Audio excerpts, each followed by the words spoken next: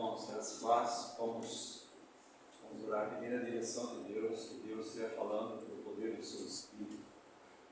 Irmãos, cada vez mais nós somos convencidos de uma realidade espiritual, que se o Espírito Santo de Deus não falar, iluminar os nossos corações, abrir os nossos olhos, nós não vamos enxergar a grandiosidade da palavra de Deus, a grandiosidade do Filho de Deus. Nós precisamos, amados irmãos, que a luz seja acesa. Por isso Paulo, na primeira carta aos Efésios, ele vai dizer no primeiro capítulo, e ora para que sejam iluminados os olhos dos vossos corações, para que vocês possam compreender, porque a compreensão não é pelo intelecto, a compreensão, ela toca o intelecto, mas é pelo poder do Espírito Santo de Deus, no nosso Espírito, revelando Cristo em nossas vidas. Nós precisamos tanto que Deus fale no nosso coração.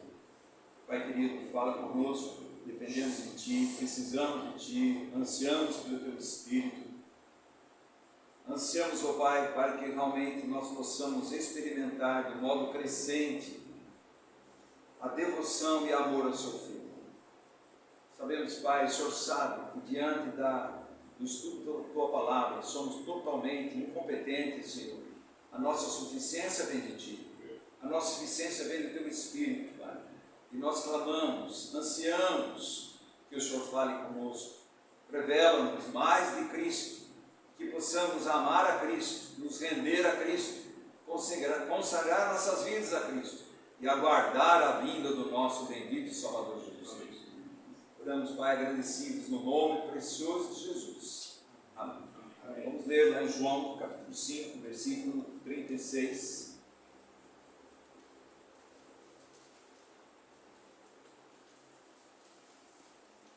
Nós estamos lendo,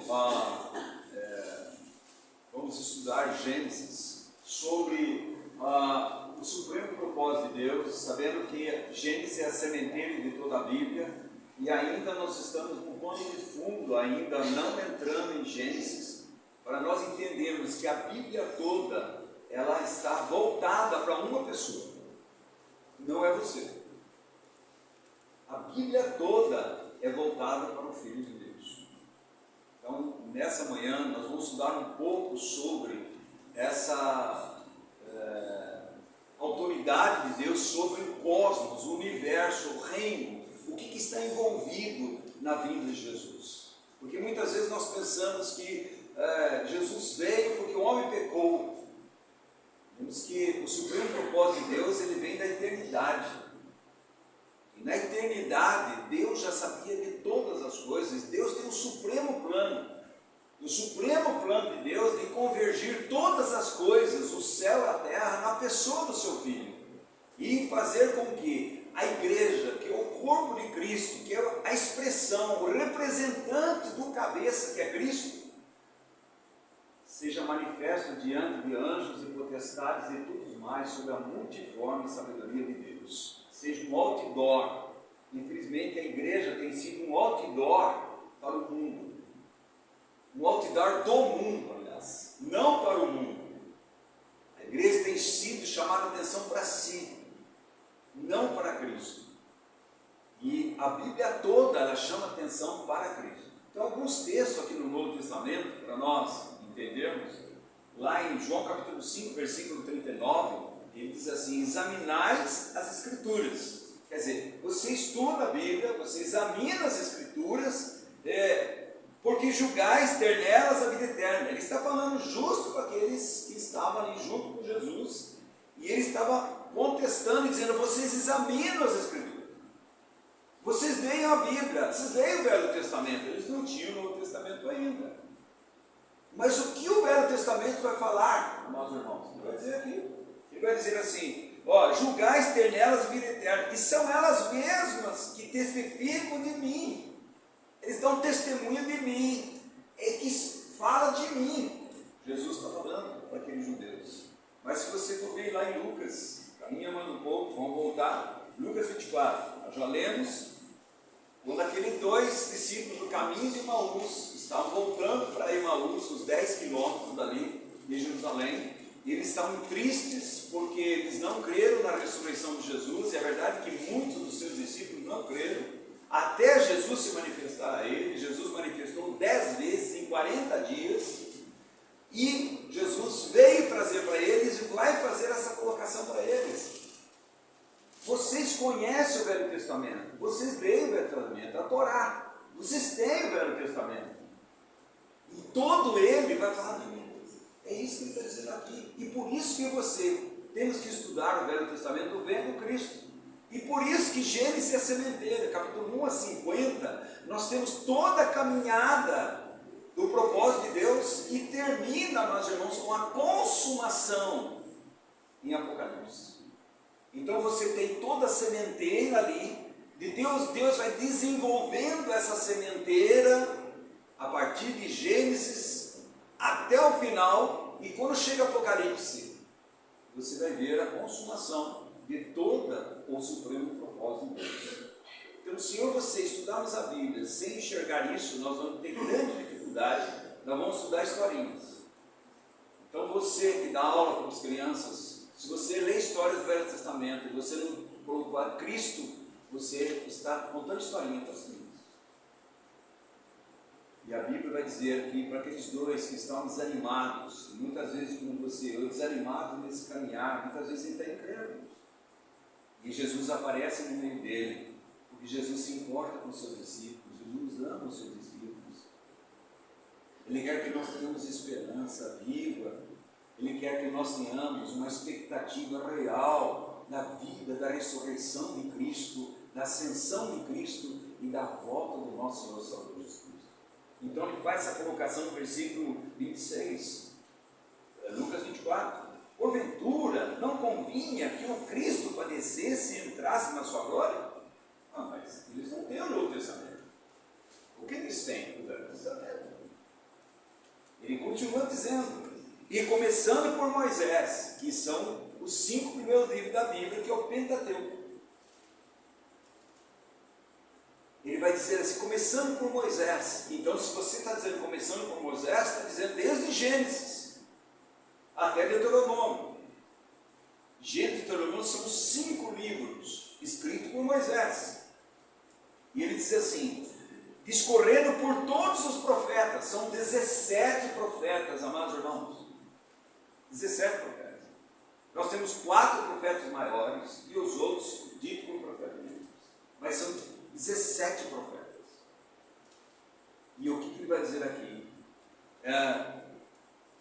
Expunha-lhes o que a seu respeito constava em todas as Escrituras. O que eles tinham na mão? Eles tinham o Velho Testamento? Não tinham. Ainda não. Eles tinham o Velho Testamento. Todo o Velho Testamento vai falar de Jesus. Aí ele quer completar mais ainda, vai impor mais ainda, dar mais substrato à verdade da palavra de Deus, que é Cristo. Ele vai no 44, no mesmo capítulo 44, ele diz, a seguir Jesus lhe disse, são essas palavras que eu vos falei, estando ainda convosco, importava que se cumprisse tudo o que de mim está escrito aonde? Na lei de Moisés, o Pentateuco, nos profetas, 17, nos salmos, são os escritos poéticos, que é Jó, Salmos, Provérbios, Eclesiastes e Cantares. Se você lê Cantares, amados irmãos, quanto pega Cantares para falar de relacionamento conjugal sem ver Cristo? Você pode usar ali, tem coisa preciosa, como princípios, todos estão falando de Cristo. Então você não leu a Bíblia. E ele vai dizer assim, em Moisés, os profetas Salmos, todos eles vão falar de Cristo. Agora, se você for para Romanos, capítulo 15, vamos lá para Romanos. Romanos 15, versículo 4. Ele vai novamente fazer a colocação aqui. Por que nós precisamos ter um pano de fundo, sabendo que tudo que você vai ler na Bíblia converte para Cristo? Para que você leia a Bíblia olhando Cristo. O grande problema dos evangélicos, no geral, e nós nos incluímos, amados irmãos, é ler a Bíblia sem ver Cristo. O que eles estão vendo? O povo. No Velho Testamento ele vê o povo de Deus, e tem. Mas quem está acima do povo? Quando você vai para o Novo Testamento, ele vai ver a igreja. E tem a igreja. Mas quem é o cabeça da igreja? Para que tem igreja? O que é a igreja? Qual a natureza da igreja? Qual o propósito da igreja? Todas essas coisas a Bíblia responde para nós. Então nós temos que estudar a Bíblia examinando devagar, dependendo, orando, clamando ao Senhor, que Ele abre nossos olhos, possamos entender. E Ele diz aqui no versículo 4: pois tudo quanto outrora foi escrito para o nosso ensino. Quando que foi escrito, amado? Outrora, é antes. E Ele continua dizendo: foi escrito a fim de que, pela paciência ou perseverança e pela consolação da Escritura, tenhamos esperança. Amados irmãos, quem é a esperança nossa? Cristo. Todo o Velho Testamento lhe caminha de cima de uma esperança. Aqueles que pisaram nos tipos, nos modos, que é Cristo, eles tiveram esperança. Por você ler Hebreus 11, todos eles, amados irmãos, eles tinham um vislumbre da glória de Deus em Cristo Jesus. Tanto é que eles olhavam de longe, e o que eles viam? A nova Jerusalém. Eles ansiavam pela nova Jerusalém. Não, está escrito isso. Está escrito na Apocalipse. Eles tinham a revelação. Você está entendendo? Mas do modo que? Do modo ainda muito superficial. Mas o suficiente para eles andarem, crerem e caminhar diante daquilo que Deus tinha colocado nos seus corações. Então ele diz assim: ora, o Deus da paciência, ou perseverança e da consolação vos conceda o mesmo sentir de uns para com os outros, segundo Cristo Jesus. Então, quando nós olhamos, vamos lá para Gênesis, e nós vamos citar só o primeiro versículo de Gênesis, e nós vamos caminhar. Então, você e eu, amados irmãos, o Novo Testamento está contido no Velho Testamento. Presta atenção. O Novo Testamento está contido, quer dizer, você lê o Novo Testamento e você lê o Velho Testamento e você vai ver o Novo Testamento lá como sementeira, tipos, modos. Ele vai dizer: olha, sabe no deserto, sabe quem era a pedra? 1 Coríntios 10 vai dizer: a pedra era Cristo. Quem era a nuvem? Quem era aquela coluna de fogo? Quem é o tabernáculo? Quem é a água? Quem é a pedra, amados irmãos? Tudo está falando de Cristo. Quem é o sacrifício? Quem é o cordeiro? Quem é o sumo sacerdote? Tudo está falando de Cristo. Então, se eu tenho que entender que o novo está contido no velho, o antigo está explicado no novo. Como é que eu vou entender o Velho Testamento? No novo. Você vai ver, quando você pega todos aqueles sacrifícios, aí João Batista, quando vê Jesus, o que ele fala? Este é o Cordeiro de Deus que tira o pecado do mundo. O que tira o pecado do mundo não é sua religião, não é seu pastor, é Cristo. E somente Cristo que pode libertar você do poder, da condenação e da culpa do pecado, através da cruz do nosso Senhor Salvador Jesus Cristo. Então, João Batista, aí você vai entender por que ele é o precursor, por que ele vai dizer: não, endireitar as suas veredas. Precursor de quem? De Cristo. E ele chega a dizer: esse Senhor, eu não sou digno de desamarrar a sandália dos seus pés. E aqueles seguidores de João Batista, quando João Batista apresenta Jesus, eles saem de João Batista e seguem Jesus. Porque os filhos de Deus não são seguidores de homens, são seguidores de Cristo, amados irmãos. Você vê as realidades espirituais, cada uma delas, você vai vendo. Então o antigo está explicado no novo. Por que havia todos aqueles sacrifícios? Você vai olhar que é um sacrifício único. Hebreus capítulo 9 vai dizer, é um sacrifício único, perfeito e eficaz. Há um perdão único, perfeito e eterno em Cristo Jesus, através do derramamento de sangue. Não há perdão dos pecados sem derramamento de sangue. Todo aquele sangue derramado lá se resume num sangue derramado na cruz do nosso Senhor Salvador Jesus Cristo. Não precisa mais derramação. O sangue já foi derramado. Nós precisamos do sangue, amados irmãos. Você sabe o que é, amados irmãos? Porque agora, através do sangue de Jesus, Ele estendeu um tapete vermelho, onde eu e você podemos entrar no Santo do Santo, na presença de Deus e dizer, Pai, Paizinho. É o tapete. Então, você continua, o novo está latente no antigo. Latente, o que está dizendo? Está escondidinho no velho. São tipos, fórmulas, modos que Deus está falando, já está falando, porque Ele vai trazer a realidade do Novo Testamento, porque a realidade de todo o Velho Testamento culmina com Cristo. Então, se você lê a Bíblia e você não está enxergando Cristo, então você não leu a Bíblia. Muitas pessoas ficam olhando o povo de Deus do Velho Testamento. É verdade, nós vivemos que tem princípio na minha vida e sua, nós vamos estudar os princípios. Mas se nesse princípio você encontrar Cristo, você não leu, porque o princípio de Deus é Cristo. No princípio era o verbo estava com Deus, e o verbo era Deus. Não podemos ter absolutamente nada fora de Cristo. E por isso que está o grande problema da confusão evangélica. Porque Cristo não é central. Quem é central? O homem. Quem é central? A banda. Quem é central? Os cantores. A música, o show. Onde que você viu isso no Novo Testamento? Em nenhum lugar. Nenhum lugar. Então são os homens mudando o modo de adorar a Deus. E você só tem um modo de adorar a Deus. Deus procura os verdadeiros adoradores que adoram Ele em espírito e em... Adora onde? Lá no templo? Aqui? Não, em todo lugar. Em todo lugar. Foi isso que a samaritana perguntou para Jesus. Olha para no Monte Gerizim, que é os samaritanos. Ou lá em Jerusalém, no templo? Não, nem lá nem cá, porque estão agora numa nova aliança, uma nova realidade. Aquela água do deserto está aqui.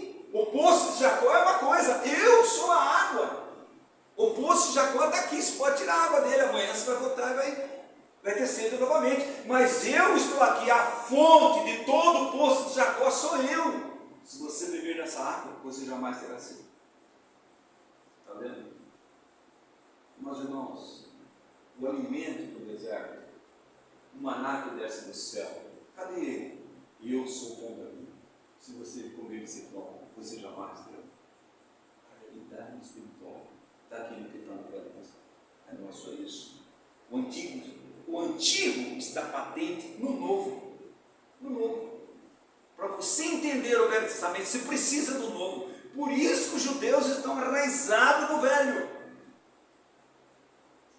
Tudo que está escrito lá não vai entender. O que eles entendem? A lei, o esforço. Ele vai entender o que é terreno, bênçãos terrenas, prosperidade terrena, vida terrena. Eles não vão entender. Eles só vão entender quando Deus iluminar seus corações e eles possam entender através de Cristo. Porque Cristo, você não pode entender a Deus, conhecer a Deus, se você não conhecer o Filho de Deus.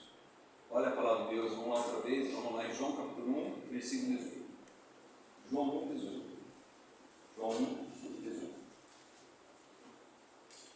Essa palavra ninguém, amados irmãos, é ninguém. Nós temos mania de fazer exceção, não tem exceção. Quando a Bíblia diz ninguém, se você não nascer de novo, você não pode ver entrar no reino. Não pode. Não existe não, mas talvez. Não, não pode. A Bíblia diz ninguém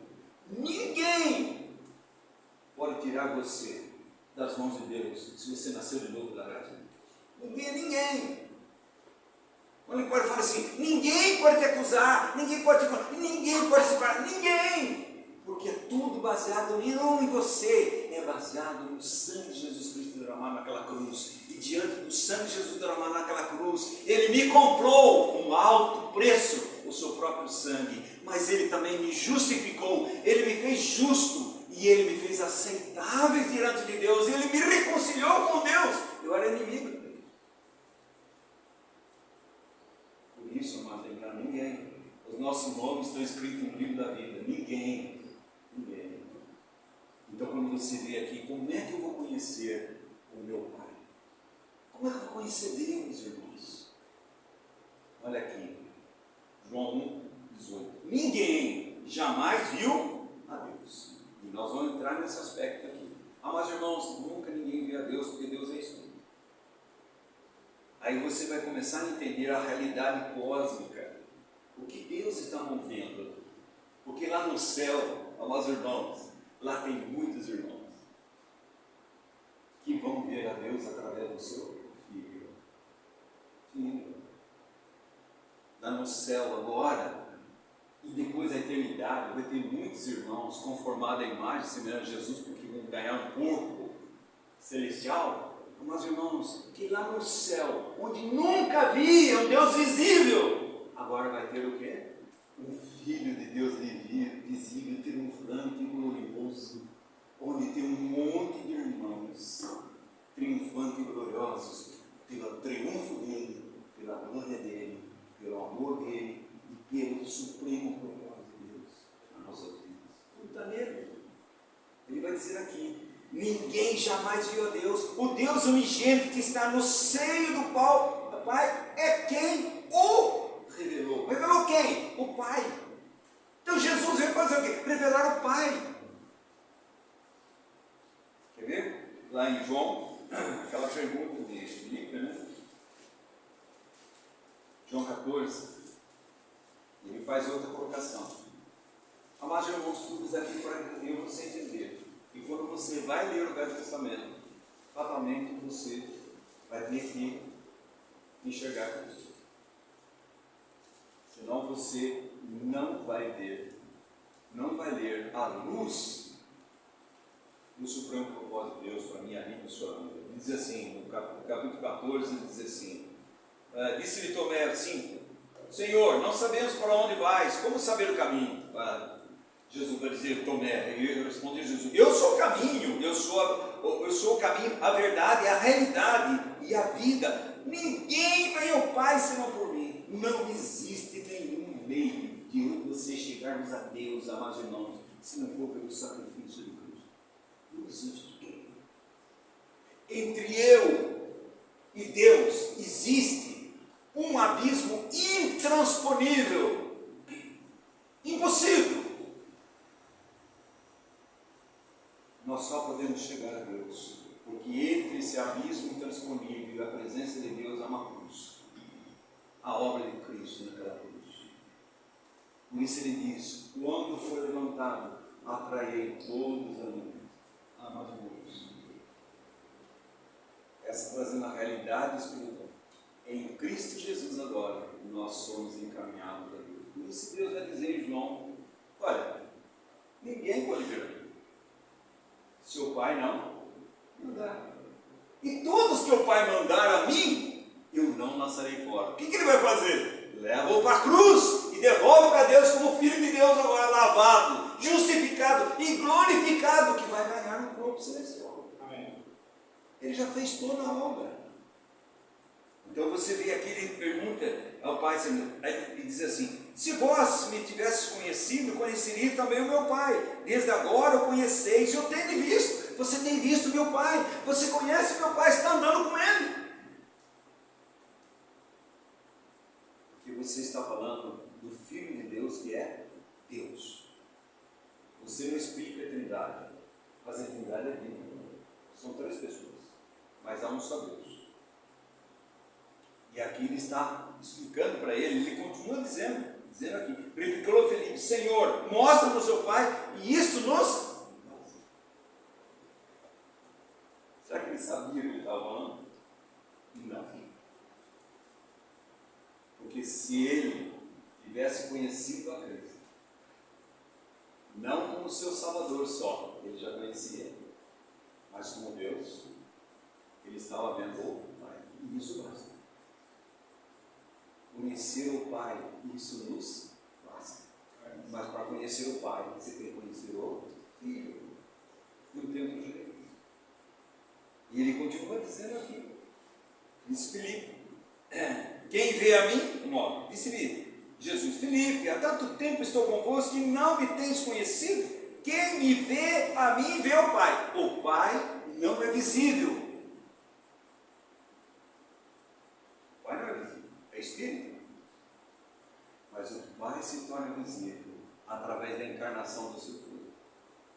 Agora você olha para o Filho, você conhece o Pai.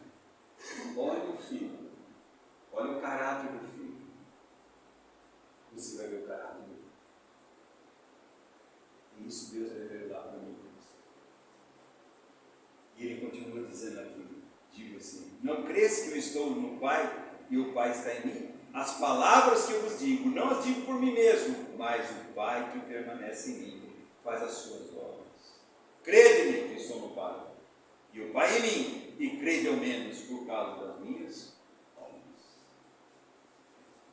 Então, como é que nós vamos estudar a Velho Testamento? No princípio, Deus fez o céu.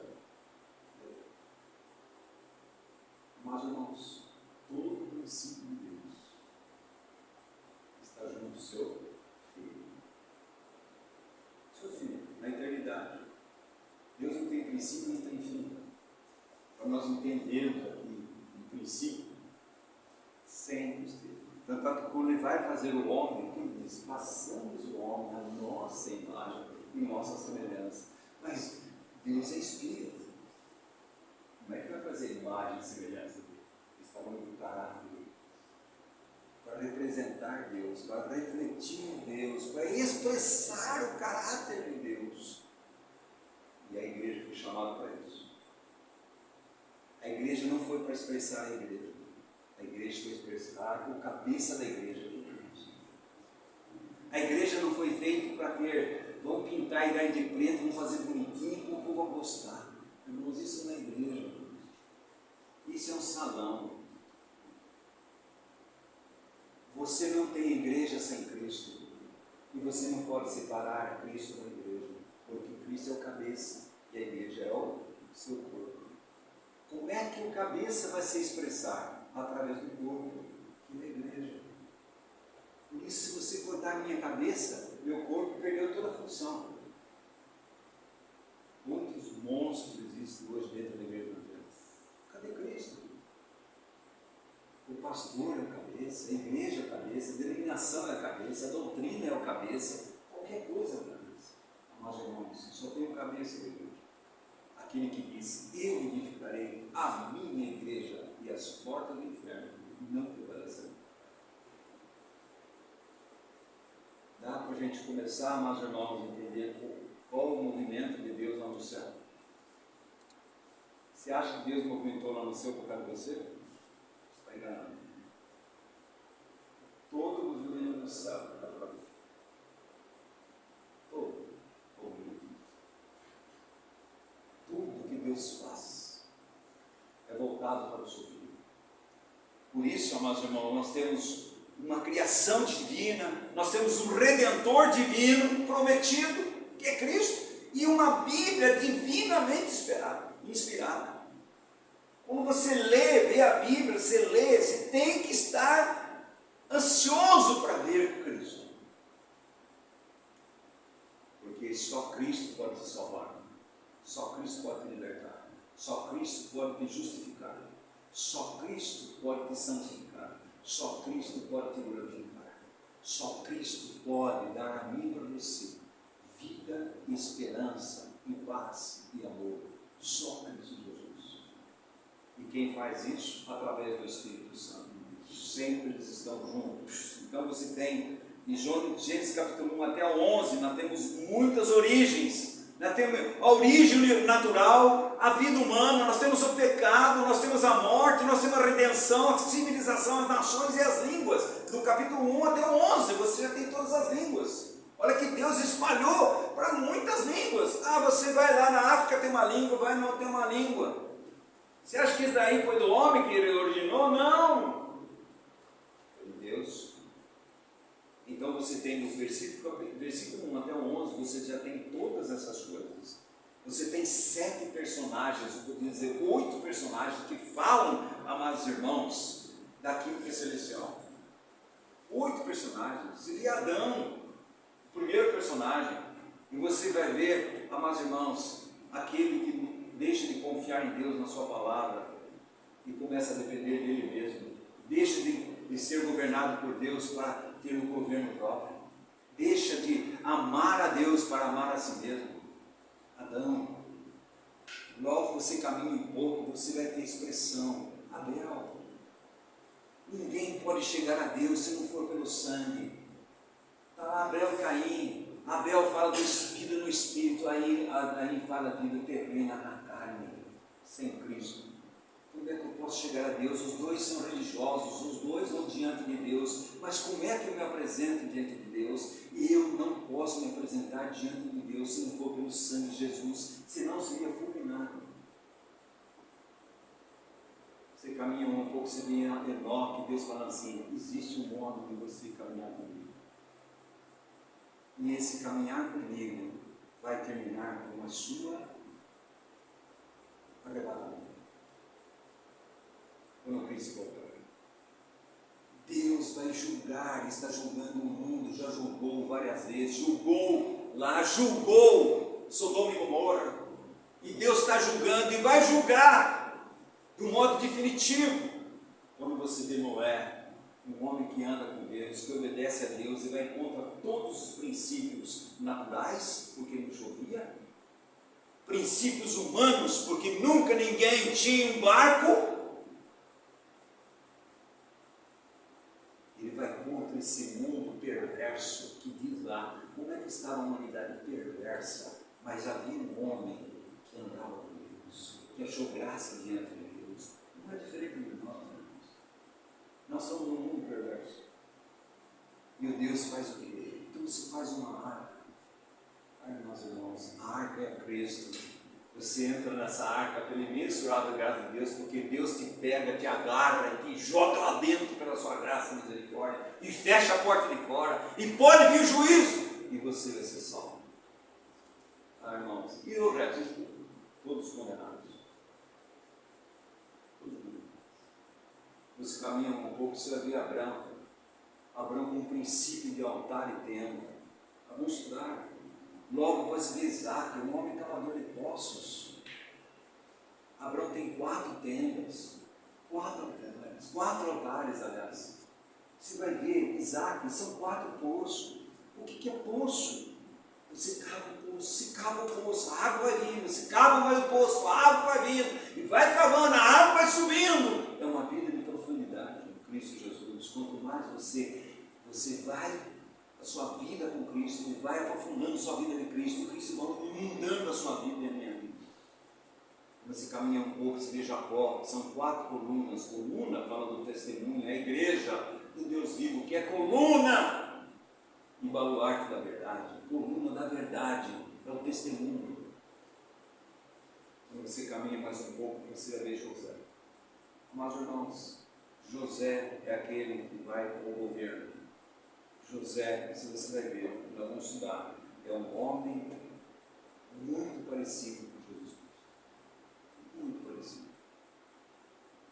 Então, meus irmãos, cada um traz para mim e para você personagens que eu e você devemos prestar atenção e nós devemos estudarmos. Então você vai ver que Cristo é pré-existente e criador de tudo. Quem criou todas as coisas? É Cristo. Onde está escrito isso? Colossenses capítulo 1. Colossenses fala da glória de Cristo, irmão. A glória de Cristo. Se você quiser ver mais as glórias de Cristo, você pode ler Hebreus de 1 a 4. Você pode ler Evangelho de João, capítulo 1, de 1 a 14. Você vai ver nas glórias de Cristo. Eu gostaria de colocar mais uma coisa aí que eu não li, para os irmãos, antes de você ler isso aí, vamos para Hebreus capítulo 1, versículo 1 e 2. Nós vamos para Colossenses, mas primeiro Hebreus 1, de 1 a 2. Novamente aqui, amados irmãos, você vai vendo tudo que está no Velho Testamento, tudo ele vai dizer aqui. Aquilo, amados irmãos, são condições pré-existentes. Aqui são condições, realidades efetivas que nós vemos. Ele vai dizer em Hebreus 1:1, havendo Deus outrora, presta atenção, falado muitas vezes e de muitas maneiras aos pais pelos profetas. O profeta era uma voz de Deus, amados irmãos. Presta atenção. O profeta não é uma voz dele. O profeta não é aquele que eu acho que eu penso. O profeta é aquele que trazia a palavra de Deus para o povo, sem adulterar, sem misturar, porque é Deus que está falando. Não existe mais profeta como o Velho Testamento. Ninguém pode dizer assim, Deus está me falando e vou escrever a Bíblia. Ninguém. O que tem profetas hoje e devem crescer, não esses falsos, mas profetas que trazem a revelação da palavra de Deus já escrita. O que Deus tem que falar comigo, você está aqui na palavra de Deus. E o resumo que Deus tinha que falar comigo, você é Cristo, é o seu Filho. Entende? Olha que diz, havendo muitas vezes aos pais, nestes últimos dias nos falou no Filho. Tudo que eles falaram lá era sombra. Agora chegou a realidade, que é o Filho. E João Batista vai dizer, este é o Cordeiro. Sabe aquele cordeiro lá, aqueles cordeiros que eram mortos e tal, tudo? Este é o Cordeiro. Esse daqui, ele não vem perdoar os seus pecados, ele vem tirar você do pecado. Não é isso que Cristo fez naquela cruz? A Bíblia diz que o pecado não terá domínio sobre nós, nós estamos debaixo da lei, estamos debaixo da graça de Deus. Pela palavra de Deus diz que Jesus veio manifestar para destruir o pecado. A palavra de Deus diz, amados irmãos, que o nosso velho homem já foi crucificado com Cristo.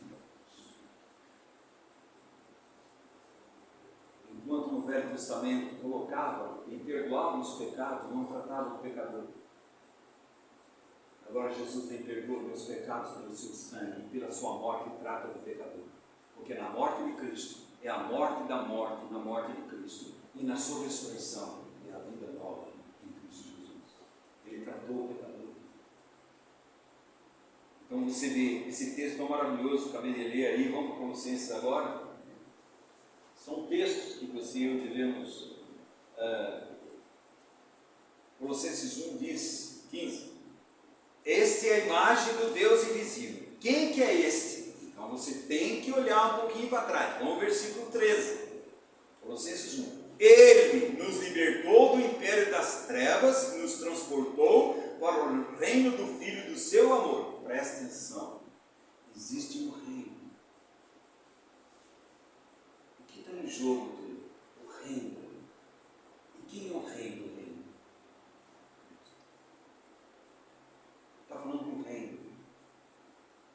Porque quando vai orar, que deveria ser uma oração de princípios, e torna-se uma rezadeira, Jesus diz, Pai nosso que está no céu, santificado seja o teu nome, venha a nós o teu reino, seja feita a tua vontade, assim na terra, como é lá no céu. Você está vendo isso? A palavra de Deus vai dizer, buscai primeiro o reino de Deus e sua justiça, e todas essas coisas serão acrescentadas. O que Jesus chegou pregando, arrependei-vos, que o reino de Deus está próximo. Há um reino, uma vez, desde a eternidade. Não foi um acaso no Éden. Nós vamos entrar nisso aí ainda. Olha o que ele diz aqui.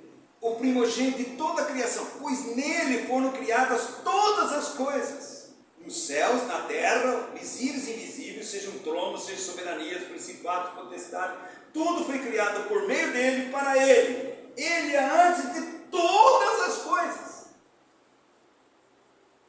Nele tudo subsiste.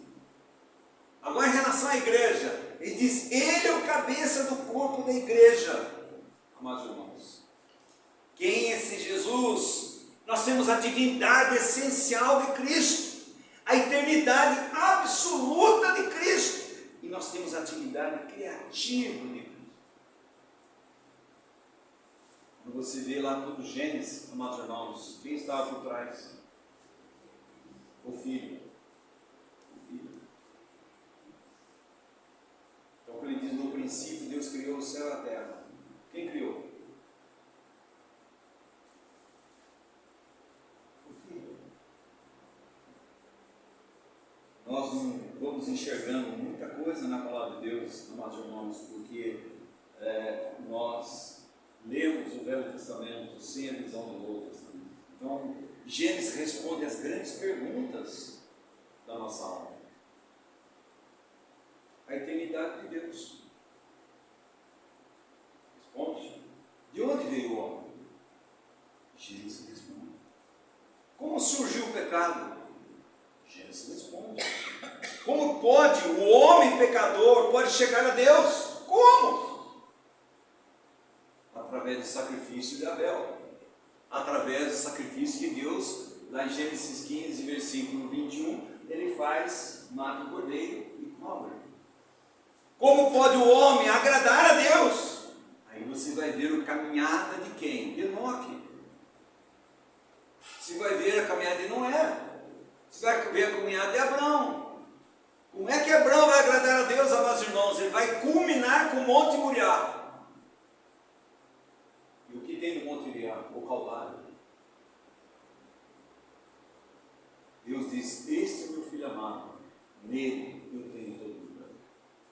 Quando no Monte da Transfiguração apareceram lá Elias e Moisés. Moisés tinha pedido para Deus mostrar a glória. Deus mostrou. Elias e Moisés. E estava Jesus. E Pedro, né, sempre naquela ânsia: vamos fazer 3. Pedro, o que Deus disse? Este é o meu filho amado, a ele eu ouvi, porque ele é a realidade de Moisés, dos profetas. Ouça aí. Você quer que fique ainda Elias e Moisés aqui? Absolutamente não. Ele vai dizer: a ele eu ouvi. E ele vai dizer assim: cadê eles? Não viram mais ninguém, só viram a Cristo. Porque toda a Bíblia, amados irmãos, é para você ver Cristo, ouvir Cristo, amar Cristo, se entregar a Cristo, se render a Cristo, saber que só Cristo pode te salvar. Esta reunião, seja quem for, pastor, não precisamos.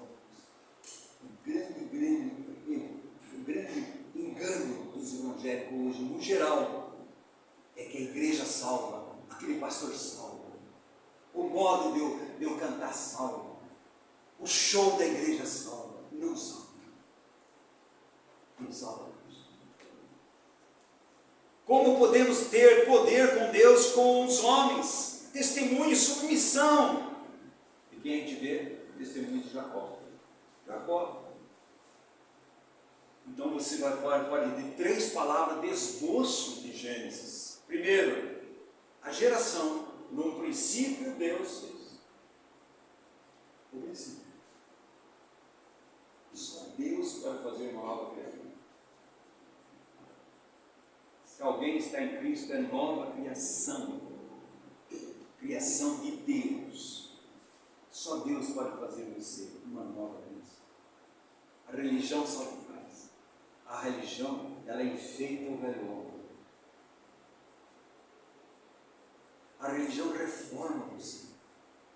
Agora você começa a dizer: graça e paz, está tudo bem, mas sua vida pessoal, conjugal, familiar, não muda.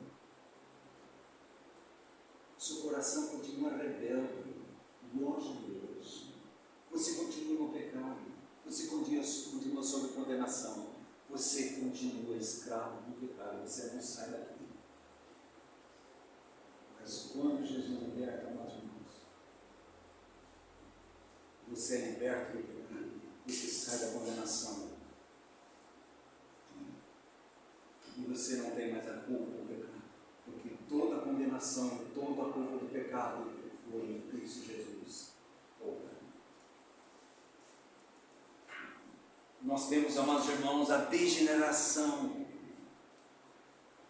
em Gênesis, a degeneração do homem, a serpente. Nós temos em Gênesis diabo, mas isso está antes da fundação do mundo. Lembre-se que houve no céu uma rebelião.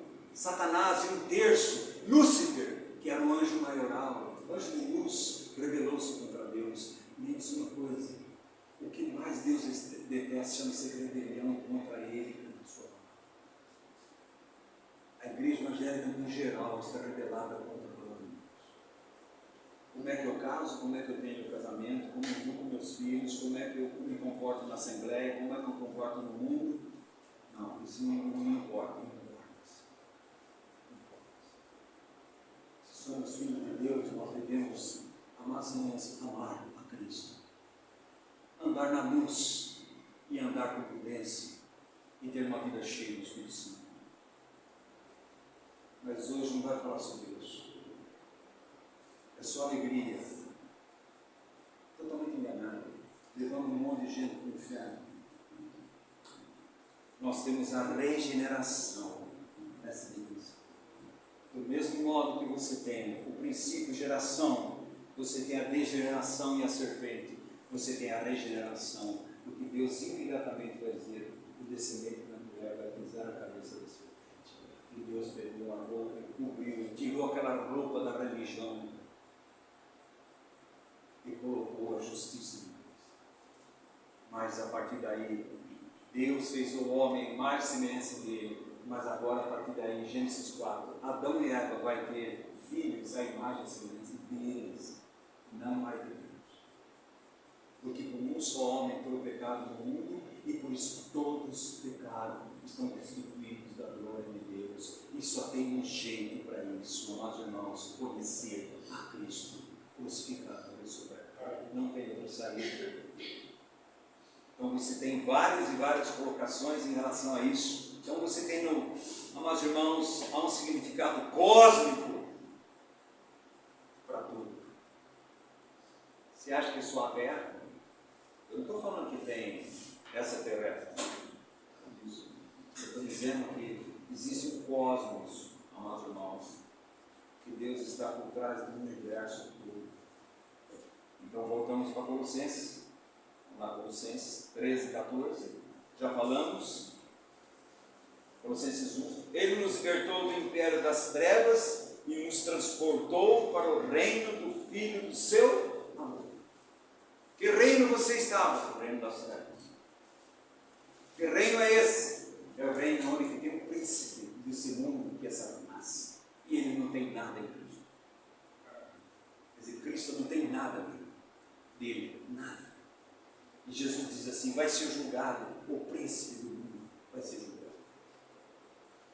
E a palavra de Deus vai dizer para mim e para você: como é que nós vencemos o mundo? Através da fé. Mas a Bíblia também vai dizer para mim e para você: não ameis o mundo, nem aquilo que no mundo há, concupiscência da carne, concupiscência dos olhos, soberba da vida. Tudo isso é cobiça. Onde essas coisas existem, o amor de Deus não está. E nós só podemos deixar de amar o mundo quanto mais nós amamos a Cristo. Porque eu e você não podemos servir a dois senhores. Ou nós servimos a Cristo, ou nós servimos a Mamon. Mamon é dinheiro. O que gera, o que está por trás do mundo? Dinheiro. Dinheiro. A Babilônia religiosa, a confusão religiosa que nós vemos hoje, uma confusão. Política, confusão. Econômica, confusão. Quem está por trás? Satanás. Mas graças a Deus, que Deus nos transportou do reino das trevas para o reino do Filho do seu amor. E no reino dos filhos do seu amor nós devemos viver, esperar, ansiar, buscar, depender do reino celestial, do reino de Jesus. Então a palavra de Deus também diz no 16, 17, que eu já li. Vamos ver o 19 e 21 de Colossenses. 19 vai dizer assim: porque aprove a Deus que nele residisse toda a plenitude, e que, havendo feito a paz pelo sangue da sua cruz, por meio dele, reconciliasse consigo mesmo todas as coisas, quer no céu, na terra. Você acha que Jesus, ele só veio reconciliar na terra? Está enganado. Há uma reconciliação cósmica, há uma redenção cósmica, que envolve o universo inteiro, na pessoa de Jesus Cristo. Por isso que você deve entender Filipenses 4, do 5 até o 8, quando você entra no 9, 10, ele vai dizer assim: olha só, todo homem verá, e toda língua confessará, e todo joelho se dobrará, que Ele é o Senhor. Ele é o Senhor do universo. Ele é Senhor de tudo. É o Filho de Deus. E ele continua dizendo aqui, até o versículo 21, diz: e a vós outros também, que outrora eram estranhos e inimigos do entendimento, pelas vossas obras malignas, agora porém vos reconciliou no corpo da sua carne, mediante, amados irmãos, a morte, mediante a sua morte, para apresentar-vos perante ele santos, inculpáveis e irrepreensíveis. É esse Senhor cósmico? É. Quando nós falamos dessa redenção cósmica, nós vamos muito além da questão do pecado humano. Muito além do pecado humano. A palavra de Deus está tão clara, diz assim: todas as coisas, nos céus e na terra, visíveis e invisíveis, seja tronos, seja abominações principais, sejam potestades, tudo, toda a criação, não toca apenas nas coisas, toca num sistema, numa ordem, há um sistema por trás. Por que nós ficamos desanimados? Por que nós ficamos esgotados? Por que nós ficamos, parece que nós estamos desfalecendo? Porque há um sistema por trás que oprime o povo de Deus. Você está achando que é? Nós temos inimigos interior, a carne. O nosso erro. A carne não é louca, mas nós temos tudo. Nós temos exterior, o mundo. Satanás.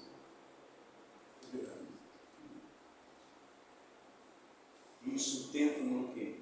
Nos afogar no caminhar com Deus. Tirando-nos o oxigênio e nós deixamos de ser alimentados por Deus. Não toca apenas coisas, mas toca o sistema de ordem. Por que Deus colocou em ordem? Porque você vai pegar Gênesis, no capítulo 1, no versículo 2, há um hiato. Podem não concordarem, alguns irmãos não concordam, mas presta atenção, há um hiato. Porque a própria palavra de Deus, Isaías diz que Deus, 14, Isaías diz que Deus fez tudo perfeito, Deus não fez as trevas. E quando você olha no versículo 2, o mundo estava vazio, sem forma em... O que aconteceu? O céu desceu, mas o céu rebelado. E tudo que Deus fez, transformou-se sem forma, vazio e limpo. E Deus não sabia tudo isso? Claro. Por isso, amados irmãos, o sistema de coisas do universo foi perturbado, e não só é necessário redimir as coisas, é necessário redimir o sistema todo, o cosmos. Ele estava reconciliando o céu e a terra e o céu.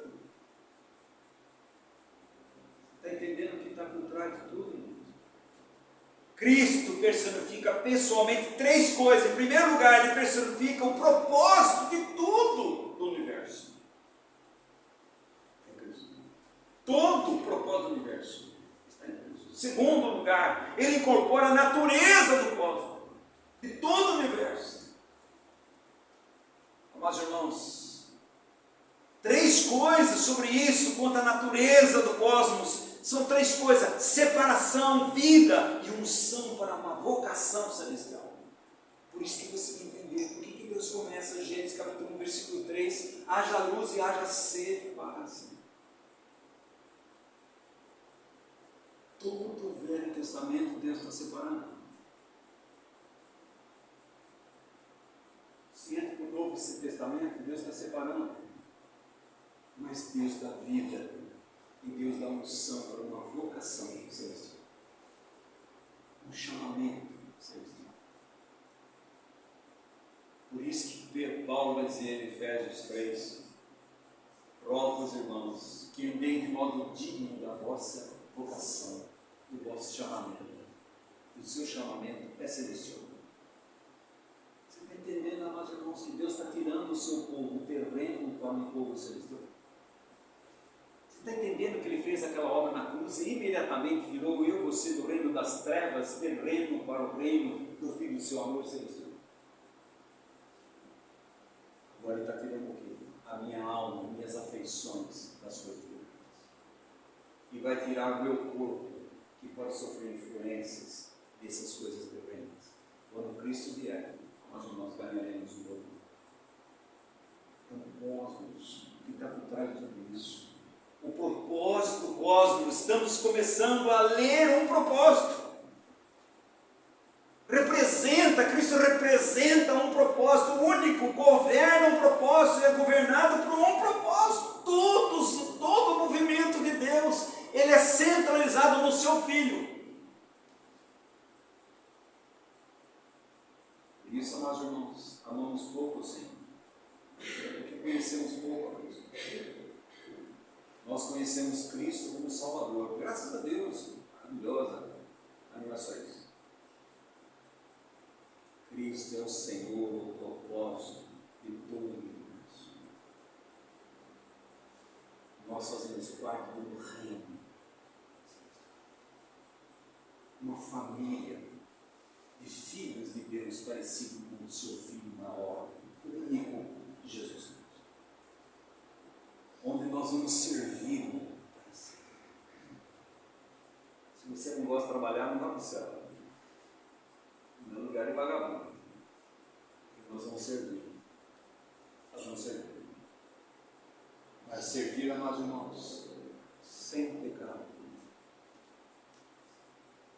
Ele enxugará todas as minhas lágrimas e as minhas lágrimas. Você está entendendo, amados irmãos? Que é muito mais do que a gente pensa em relação a Cristo. É muito mais. Deus propôs um reino, o reino do Filho do seu amor. Foi isso, transportou para o reino do Filho do seu amor, no qual Ele mesmo, o Pai, através do Filho, está revelado em toda a sua glória espiritual e moral. Como é que você conhece a Deus espiritual e moral e atributos de Deus através do Filho? O Filho veio revelar o Pai. E sabe, amados irmãos, e o Pai veio revelar para mim e para você, o Filho. Como eles aprove a Deus revelar aos pequeninos. É Deus que revela, é Deus que tira de nós a catarata dos nossos olhos, é Deus que tira a venda dos nossos olhos, para nós podermos enxergar e brilhar em Deus. Cuidado, meus irmãos, cuidado. O reino de Deus é espiritual e não é moral. Por isso a imoralidade no meio do povo de Deus. Povo imoral, desonesto, um povo que o próprio mundo está dizendo, eu não quero saber de evangelho. Moral. Deus é um ser moral. Ele é justo e santo. Ele é verdade. E Ele procura o seu povo, um povo que pratica justiça, um povo separado para Ele. Desse princípio, que é o Logos, no princípio é o Logos, desse pensamento, dessa razão divina, surgiu tudo em tudo, portanto existe a razão divina para tudo o que aconteceu. Tudo que aconteceu, a razão divina não é você, não sou eu. É o seu filho. Agora, dentro dessa razão divina do seu filho, inclui eu e você. A razão divina do irmãos? Porque as pessoas brigam pela igreja para a igreja? Isso não é errado? O centro do coração de Deus não é a igreja, é o seu filho. Mas no centro do coração do seu filho é a igreja, que é a sua noiva. Que ele vai ter lá no céu um homem, 100% homem, com o corpo glorificado com as marcas da cruz, e um monte de irmãos com o corpo glorificado com as marcas da cruz. Não que nós morremos para salvar alguém, as marcas da cruz no caminhar com Cristo, levando a nossa cruz. Paulo diz: eu trago no meu corpo as marcas de Jesus, não me engano. Você está vendo, irmãos, o que está por trás de tudo isso aí? O valor da palavra de Deus em todo lugar. Você encontra algo eterno, algo que é de Deus, algo que é universal e atemporal. A eternidade é atemporal. Muitas vezes nós ficamos naquilo que é temporal. Então, quando o nosso espírito é renovado em Deus, então encontramos algo que se ajusta ao nosso espírito. Encontramos Deus vindo até nós por trás da sua palavra. Há significado e valor espiritual e moral. Então, tudo foi planejado para incorporar isso, e que Cristo seja o cabeça do cosmos, não só do cabeça do cosmos, todo o universo gira em torno de Cristo. Então agora, amados irmãos, o reino, que é o propósito do universo, e a sua natureza, em primeiro lugar, a revelação de Deus em glória espiritual e moral, está corporificada em Cristo. Você quer conhecer Deus? Conheça o seu filho. Você quer agradar a Deus? Viva o seu filho. Deixe seu filho viver a sua vida. Porque não podemos agradar a Deus com a nossa vida tacanha, mesquinha. Nós só podemos agradar a Deus andando no Espírito. E nós só podemos agradar a Deus sendo guiados pelo Espírito Santo. Fora disso, não somos, não podemos agradar a Deus. Então você vê o universo todo, amados irmãos, tudo reunindo no Senhor. Cristo finalmente veio pessoalmente a este mundo. Ele veio para o que era. É interessante. E ele veio para o que era seu e para o meu povo. E os seus rejeitaram. Por quê? Não foram todos? Não foram todos. Mas no Velho Testamento, a grande maioria conheceu a Cristo. E quando Cristo veio, muitos jamais se arrependeram. Todos os sábios na sinagoga, sabe o que faziam? Liam a palavra de Deus, Velho Testamento, sobre Cristo, mas não viam. Não viam. E não existe, amados irmãos, salvação sem Cristo. Não existe filiação sem Cristo. Não existe santificação sem Cristo.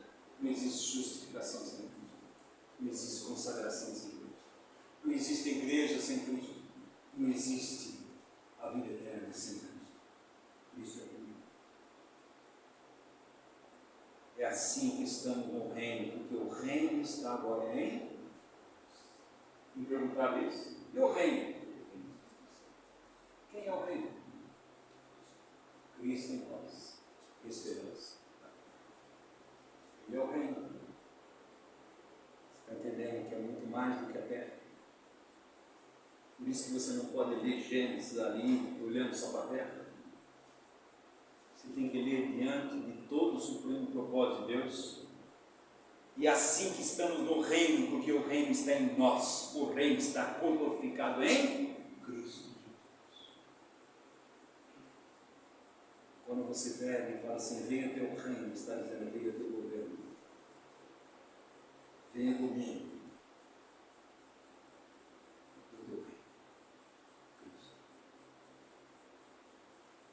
Você descobrirá que tudo que se segue desde o início de Gênesis em diante é uma exposição da mente de Deus sobre este reino, de modo que tudo é governado. Primeiro por uma natureza e depois por uma ordem. Por isso que você vai ver a desordem. Quem causa a desordem? Satanás. E Deus começa a colocar tudo em ordem. Seu casamento está uma desordem? Deixe Cristo botar a mão. Ele vai botar em ordem. E não bota, irmão? Graças a Deus. A sua vida está em desordem?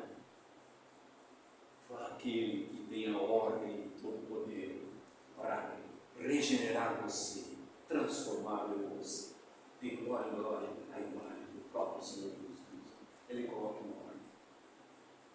Deus coloca em ordem. Deus é um Deus de ordem. Deus não é um desordem. Um casamento sem desordem, educação de filhos sem desordem, uma assembleia sem desordem. Não, irmãos.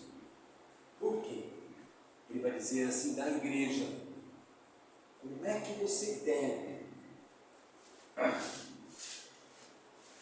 Vou ler para mim pegar. Diz assim: escrevo essas coisas, esperando ver-te em breve, para que o tardar fique ciente de como se deve proceder na casa de Deus, a igreja do Deus vivo, coluna e baluarte da verdade. Coloque em ordem. Ele escreve para Tito 1, para Creta, cidade de Creta. Tito era presbítero lá, falando assim: lá, coloque em ordem. Ele vai dizer para Ezequiel, vai dizer: olha aqui, coloque em ordem a tua casa, porque você vai morrer, está uma desordem. Ó irmãos, Deus é de ordem. Não ponha Deus na sua desordem. Não culpe Deus pelos seus descaminhos. Os nossos descaminhos são os nossos. Deus tem caminho reto.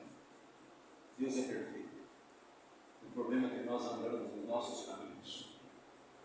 Mas preste atenção: a graça e a misericórdia de Deus para restaurar você. A graça de Deus. O grande problema do povo de Deus é voltar. Volta. Eis que a Bíblia diz: eis que estou à porta e bato. Se alguém ouvir a minha voz e abrir, eu entrarei e cearei com ele. Arrepende-te, eu disciplino a todos como eu amo, diz a palavra de Deus. Mas ao mesmo tempo, meus irmãos, existe uma ordem. Você vê a arca, uma ordem. Você vê o tabernáculo, uma ordem. Você vai construir o templo, uma ordem. Tudo vem de Deus. Foi Deus que deu, porque Deus é de ordem. O que o homem fez? O que o homem fez com a salvação em Cristo Jesus? Desordem. Deixou Cristo de lado. O que o homem fez com o tabernáculo, que é a presença de Deus, a igreja, meus irmãos, tudo fala de Cristo e a igreja. Desordem. O que fez com o templo, a casa de Deus, no Velho Testamento, que para nós é Cristo. No Velho Testamento, desordem, vedio. Traz maquininha, traz aqui que você tem que pagar o dízimo, meu Deus vai te abençoar. Vamos fazer é um comércio. Os 6 maiores, mais ricos do país são pastores. Está cheio de gente lá. Prestem atenção, irmãos. Esse não é de Deus, é desordem. Considerem, amados irmãos, considerem. Quando o povo de Deus estava no Sinai, 40 dias.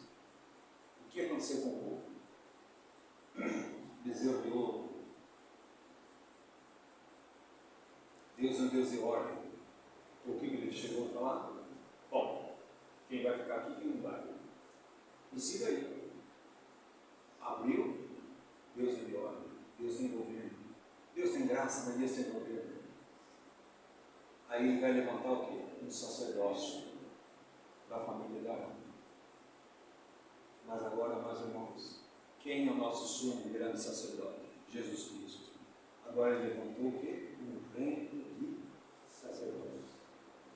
Todos aqueles que nasceram de novo são sacerdotes.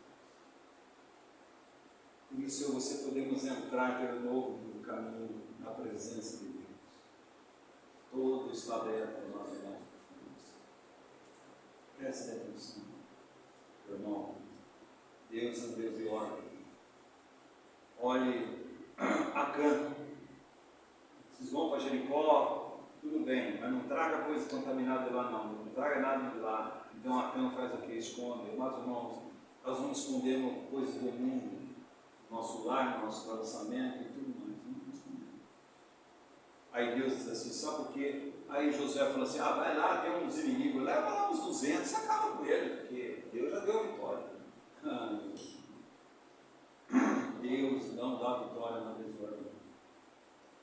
A desordem Deus põe em ordem, através do cavalo da cruz. Aí chegava para Josué, mas o que aconteceu, Josué? Deus, o que aconteceu? Foram derrotados. Vocês não foram derrotados lá, estão sendo derrotados aqui, no povo de Deus. Porque vocês trazem pecado no meio do mundo. Vocês não se arrependem, não confessam. Lá é o efeito do pecado aqui. O que nós vamos fazer com tudo isso? Apedreja, joga pedra. Deus é um Deus de ordem. Deus não vai mudar um tio da sua mente e do seu propósito por causa disso.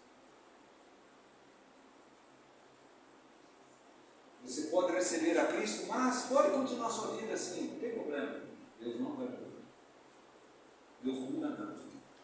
Deus é imutável, graças a Deus. Porque a salvação que Ele deu para nós também é imutável. Deus é fiel. Então nós precisamos parar, ver. Tomemos por exemplo o homem que viola, mas irmãos, presta atenção, viola aquilo que está na palavra de Deus. Olha Ananias e Safira. Eles propõem diante daqueles discípulos, eu vou vender tudo, vou dar tudo. Eles que propuseram, Deus nem pediu isso. Mas o que eles fazem? Vão dar um jeitinho. Vão dar um jeitinho, vão dar uma parte, dizer que é tudo. Deus julgou. Porque Deus é um Deus de honra. É o nome dele que está em jogo.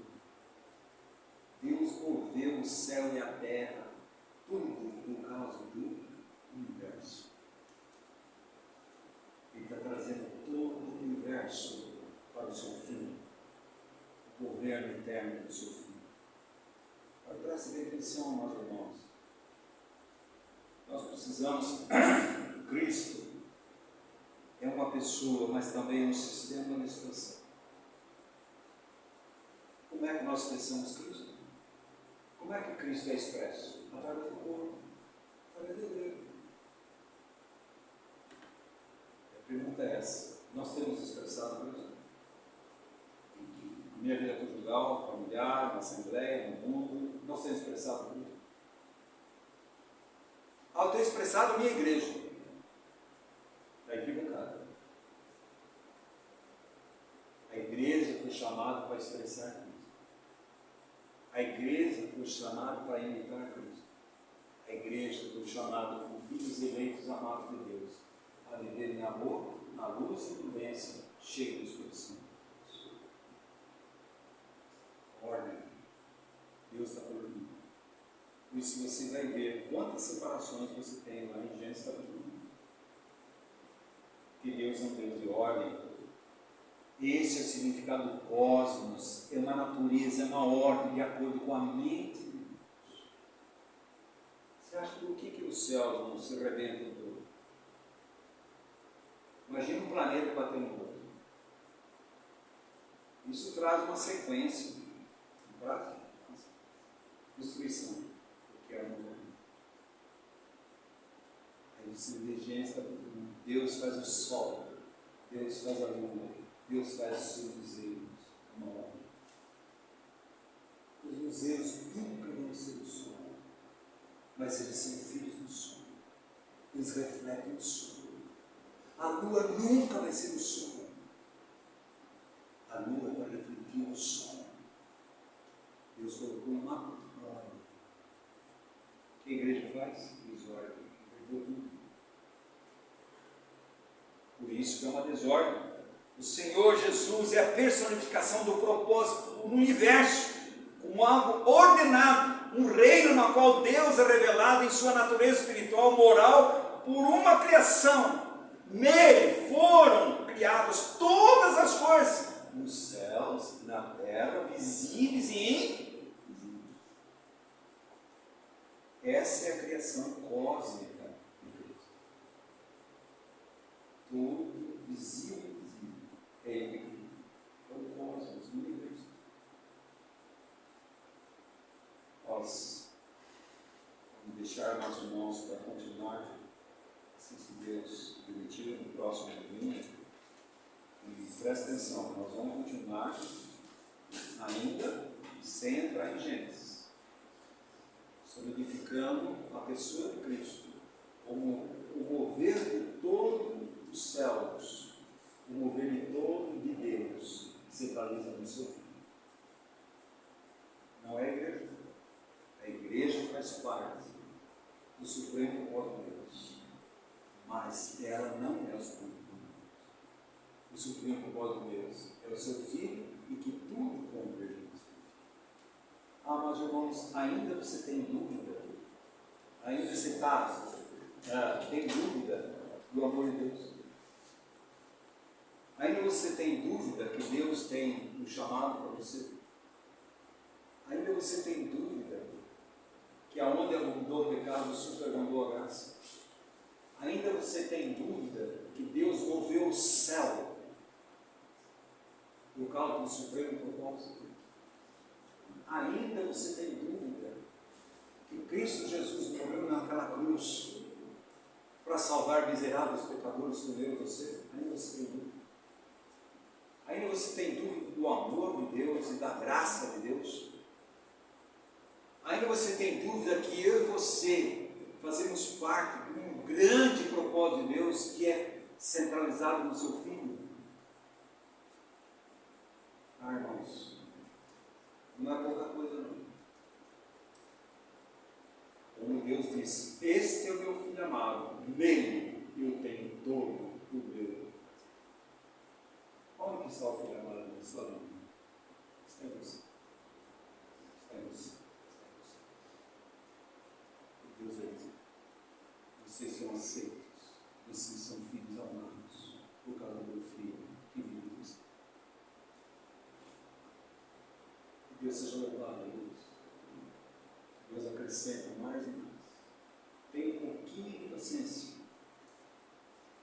Fico preocupado em entrar em Gênesis. E nós temos que aprender algo mais. E eu estou aprendendo, preciso aprender mais. E o que está por trás de tudo isso? Um supremo propósito de Deus. E o supremo propósito de Deus não é a igreja, é o seu Filho.